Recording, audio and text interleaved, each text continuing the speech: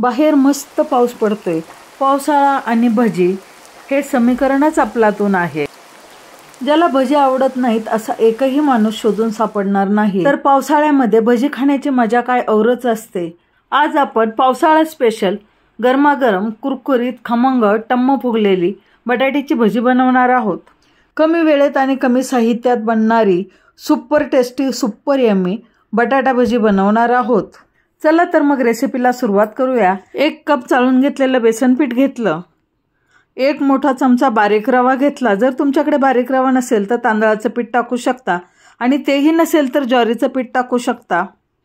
त्यानंतर 1 चमचा ओवा हातावरती चोळून घेतला। ओवा हातावरती चोळून घेतला की त्याचा सुगंध अप्रतिम लागतो आणि ओव्यामुळे भजी पचण्यास मदत होते।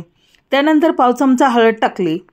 1 चमचा मिरची पावडर, चवीनुसार मीठ, 1 चमचा कडकडीत तेल जे मी भजी करण्यासाठी तेल ठेवलेलं आहे त्यातीलच 1 मोठा चमचा तेल टाकलं आणि बेकिंग सोडा आहे तो अगदी चिमूटभर टाकायचा आहे, म्हणजे 1 पिंचच टाकायचा आहे। त्यानंतर पाणी घेऊन थोडं थोडं पाणी टाकत व्हिस्करच्या साहाय्याने मिक्स करायचं आहे। तुम्ही चमच्याने मिक्स करू शकता किंवा हाताने मिक्स करू शकता। असं व्हिस्करच्या साहाय्याने मिक्स केलं की गुठळ्या होत नाहीत। अशा प्रकारे कन्सिस्टन्सी तुम्ही पाहू शकत असाल। अशा प्रकारे एवढा थिकनेस आला पाहिजे आणि चमचा उलटा करून पाहायचा आणि अशा प्रकारे चेक करून पाहायचं।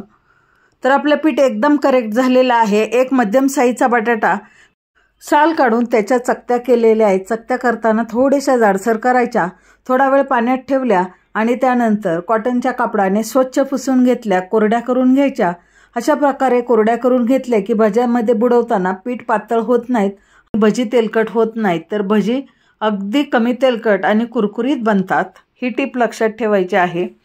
बाजूलाच गॅसवरती मी तेल गरम करायला ठेवलेलं आहे। तेल छानपैकी गरम झालेलं आहे आणि अशा प्रकारे बटाट्याच्या चकत्या पिठामध्ये बुडवून घ्यायच्या। तुम्ही हातानेही सोडू शकता किंवा हात खराब करायचा नसेल तर मोठा चमचा घ्यायचा आणि त्या चमच्याने भजी बनवू शकता।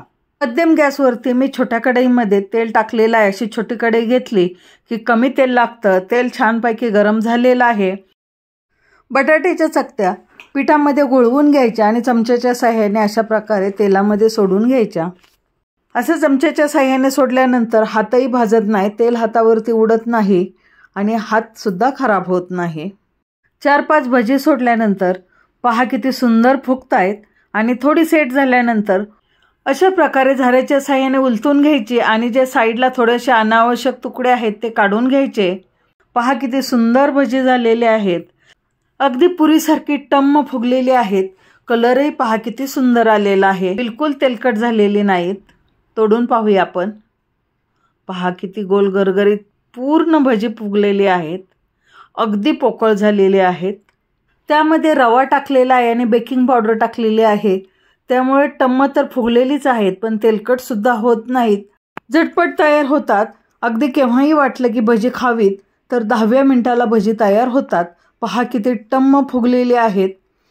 अशाच पद्धतीने सर्व भजी करून घेतली। टिश्यू पेपरवरती काढून घेतली, त्यामुळे एक्स्ट्राचं तेल असतं तेही कमी होतं आणि भजी अतिशय सुंदर बनतात। तर अगदी झटपट बटाटा भजी तयार झालेली आहेत। ही भजी टोमॅटो केचप, तळलेली मिरची, गरमागरम चहासोबत खाऊ शकता। अतिशय छान लागतात। रेसिपी जरा जरी युजफुल वाटत असेल तर मित्रमैत्रिणी नातेवाईकांना शेअर करा। आवडले असेल तर लाईक करा आणि चॅनलवरती नवीन असाल तर सबस्क्राईब जरूर करा। पुन्हा भेटू अशाच नवीन आणि टेस्टी रेसिपीमध्ये। तोपर्यंत बाय बाय, टेक केअर।